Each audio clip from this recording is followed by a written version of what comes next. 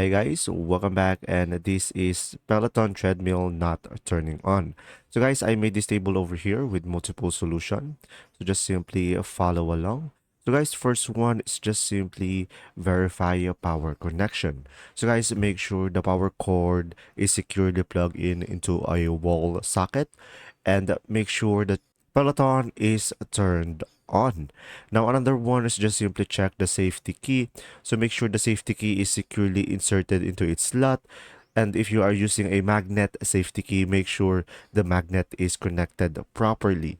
Now, another one is just simply inspect the power outlet. So just simply plug another device into the same outlet so you could verify if the outlet is the problem, and make sure the thread is connected to a dedicated 15 amp circuit without other devices.